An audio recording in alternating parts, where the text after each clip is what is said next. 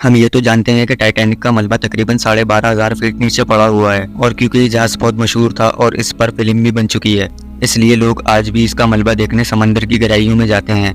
लेकिन इतनी गहराई में कोई आबदोज या जहाज आसानी से नहीं जा सकता। लेकिन इस जहाज के मलबे को इतनी गहराई में जाकर देखने के लिए टाइटन नाम की सबमरीन बनाई गई थी, जिसमें चंद रोज पहले 5 लोग सवार होकर टाइटैनिक जहाज के मलबे को देखने के लिए गए थे। लेकिन ये सबमरीन समंदर की गहराइयों में जाने के बाद गायब हो गई। अब इसके गायब होते ही कई लोगों ने ये कहा कि हो सकता है कि समंदर की सबसे बड़ी मखलूक वेल ने इनको निगल लिया हो। अब रिसर्च टीमों ने जब इस सबमरीन को ढूंढने की कोशिश की तो उन्हें टाइटैनिक जहाज के मलबे के पास से आबदोज के टुकड़े मिले, जिससे मालूम हो गया कि ये तबाह हो चुकी है। अब इसके तबाह होने की क्या वजह हो सकती है? जैसे जैसे आप पानी की गहराई में जाते जाएंगे तो आपके जिस्म पे पानी का प्रेशर बढ़ता रहेगा, लेकिन टाइटैनिक जहाज का मलबा जहाँ पड़ा हुआ है वो इतनी गहराई है कि वहाँ पर पानी का दबाव जमीन की खुश्की की हवा के दबाव से 400 गुना ज्यादा है। और पानी का इतना दबाव कोई भी चीज या कोई भी आबदोज बर्दाश्त नहीं कर सकती। कोई भी चीज 12,500 फीट की गहराई तक इतनी आसानी से नहीं जा सकती।